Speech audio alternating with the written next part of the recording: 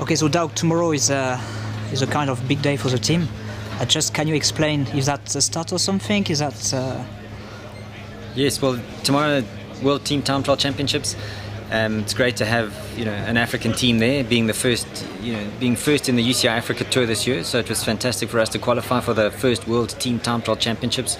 The nice thing about that is that we can race in our Team MTN-Qhubeka clothing and show the world that this African this African continental team that's going pro-continental next year is existing in the bunch. And yeah, it'll be interesting to see how we do. But it's probably our biggest race of the year this year. For a team that doesn't race team time trials ever, it's going to be interesting for us and probably quite tough. But I'm looking forward to a fairly good result for the team. Yes, and next year is another big step for your team because you will be pro-continental team, which is the second division. Yes, it's nice to take Africa's first ever pro-continental team into world cycling with a component of 70% of our riders from the continent of Africa. So it's not just that we have an African sponsor, we are a true African team with 70% of our riders from Africa. So that's really exciting. Our riders are really excited about it. We're going to be basing the team in Italy, so it's a big step for the team, big step for African cycling, and looking forward to taking on the bigger teams in world cycling next year.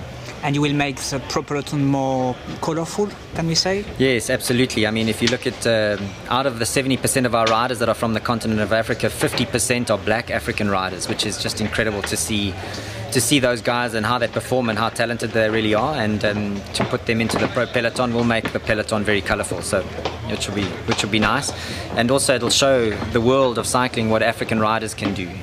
African people have shown what they can do in middle distance running. They're the best in the world, and so through our Bikes for Kids initiative, Qhubeka, which is all about putting more people on bicycles in Africa, and I think now creating heroes through our team in the world peloton will raise awareness to that in Africa, which is great.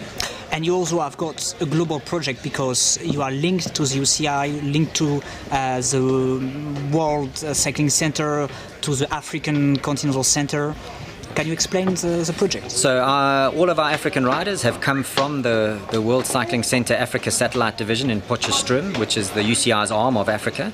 So they've taken the best and all the talented riders from the continent of Africa and put them into training camps in South Africa.